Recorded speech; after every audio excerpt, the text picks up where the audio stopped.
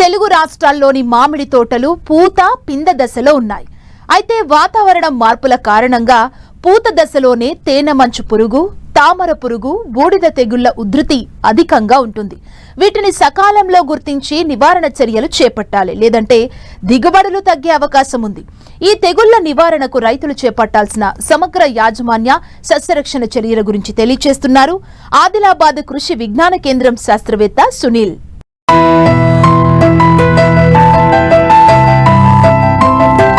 వేసవి కాలం వచ్చిందంటే చాలు అందరికీ మామిడి పళ్ళు గుర్తొస్తాయి. సీజన్లో ప్రతి వ్యక్తి కనీసం 2-3 మామిడి పండ్లు తినకుండా ఉండలేరు. ప్రస్తుతం మామిడి పూత పిందె దశలో ఉంది. ఈ సమయం చాలా కీలకం. ఈ సమయంలో ఎక్కువగా తేనెమంచు పురుగు, పిందె దశలో తామర పురుగు, బూడిద తెగుళ్లు ఎక్కువగా ఆశించే అవకాశముంది. తేనెమంచు పురుగు వల్ల పంట నష్టం మార్చి నెల చివరి వరకు ఉంటుంది. లేత కొమ్మలు పూత నుంచి రసాన్ని పీల్చడంతో పంట దిగుబడి తగ్గిపోతుంది. మరోవైపు బూడిద తెగులు ఆశించడం వల్ల మామిడి రెమ్మలపై, పిందెలపై బూడిద రంగు బూజు ఏర్పడి పూత కాత రాలిపోతుంది. వీటి నుండి పంటను ఏ విధంగా కాపాడుకోవాలో తెలియజేస్తున్నారు ఆదిలాబాద్ కృషి విజ్ఞాన కేంద్రం శాస్త్రవేత్త సునీల్.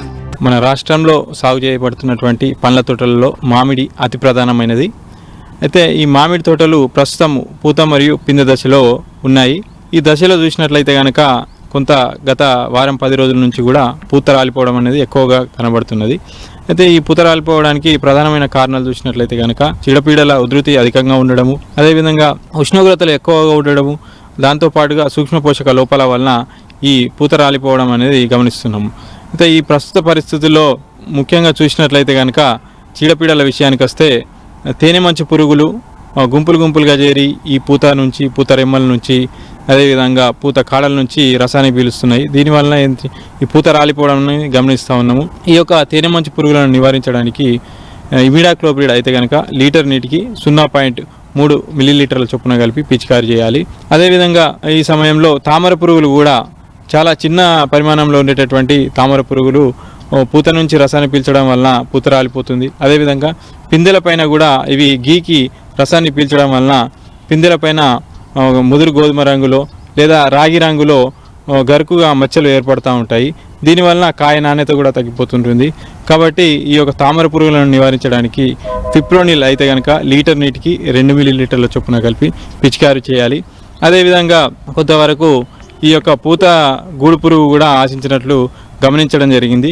ఈ పూత గూడు పురుగును నివారించడానికి ఈ పురుగు పూతనంతా ఒక దగ్గరికి చేర్చి పూతను తినివేయడం జరుగుతూ ఉంటుంది. ఈ సందర్భంగా పూత రాలిపోవడం అనేది చూస్తున్నాము.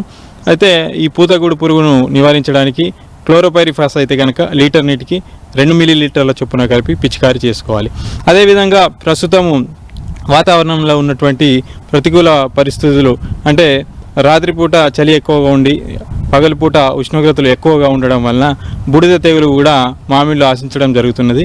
ఈ బూడిద తెగులను నివారించడానికి లీటర్ నీటికి 3 గ్రాముల చొప్పున నీటిలో కరిగే గంధకము పిచికారీ చేసినట్లయితే కనుక ఈ బూడిద తెగులను నివారించవచ్చు. అదేవిధంగా నీటి యాజమాన్యం కూడా తగినంతగా మామిడి తోటలలో 50% పైగా పిందె కట్టి పిందెలు బఠానీ సైజులో ఉన్నట్లయితే కనుక మనము నీటి తడువులు అవసరాన్ని బట్టి 5 నుంచి 6 రోజులకు ఒకసారి ఇవ్వాల్సినటువంటి అవసరం ఉంటుంది.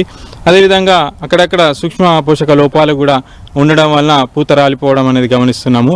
ఈ సూక్ష్మ పోషక లోపాలు ముఖ్యంగా చూసినట్లయితే జింకు ధాతు లోపము, బోరాను, అదేవిధంగా ఇనుప ధాతు లోపాలు అనేవి ఎక్కువగా కనబడుతూ ఉన్నాయి.